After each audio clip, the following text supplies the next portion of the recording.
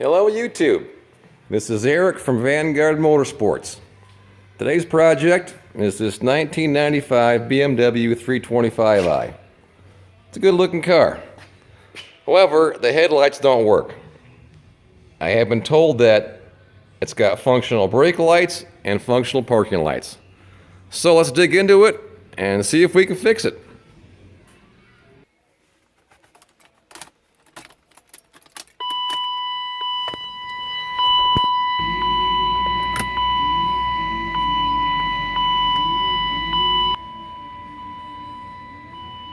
Yep, we got tail lights.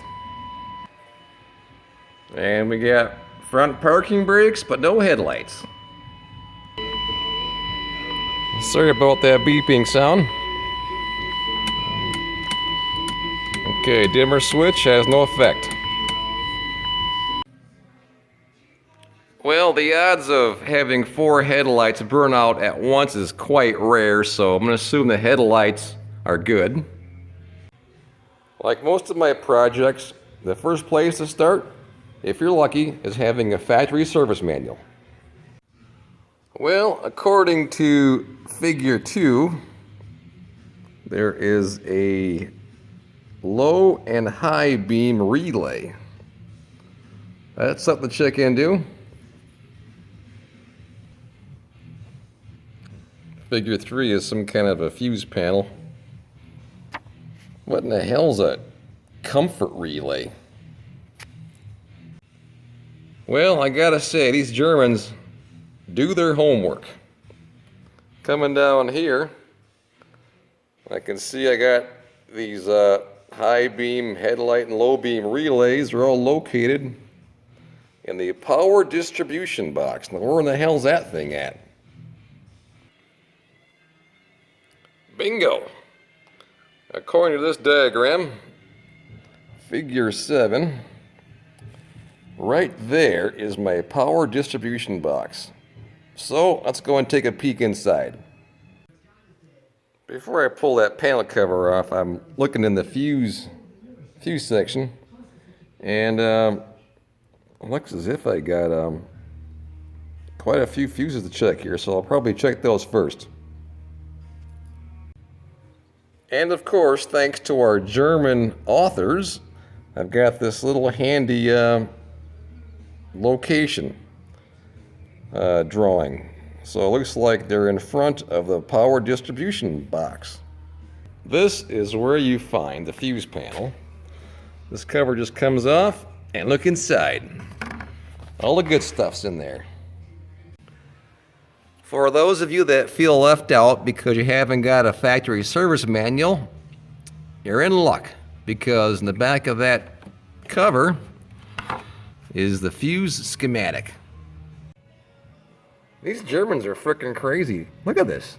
They've got a fuse for each damn headlight. High beam headlight left, high beam right, low beam left, low beam right. My gosh, isn't one fuse enough? So, getting serious again, looks like the common fuses are 11, 12, and 25, and 29 and 30. So I'm going to check those. And do it with, when you check it, get a multimeter like the one right here. This is just some cheapy one I got it for like 25 bucks.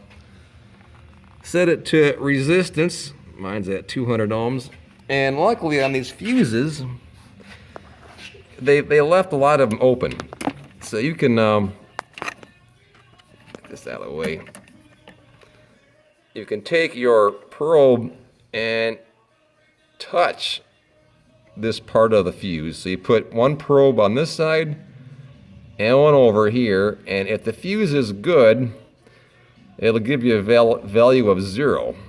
If the fuse is bad, it reads infinity. So that's how you check them. But I noticed that a few of them, where I'm going to be checking these headlights, have a clear plastic cover like this guy.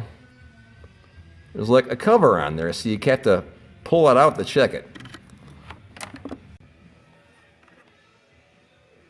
Okay, well guess what? I found that fuse number 25 is blown.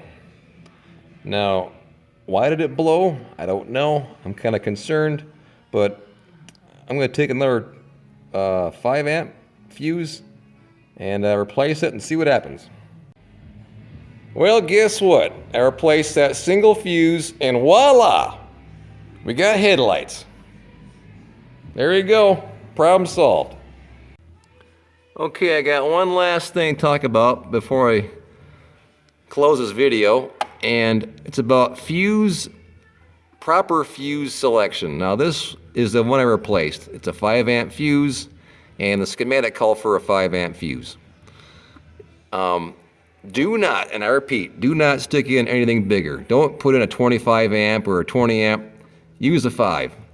If it keeps blowing this 5 amp fuse, that's your hint that there's something else wrong in the system, whether it be a faulty switch or a wire touching, whatever it is. That's your indication that there's something else to fix. If you don't do that and use a bigger fuse, you run the risk of having a wiring meltdown or, at worst, a wiring fire. And this nice car is junk. So anyways, that's it for now.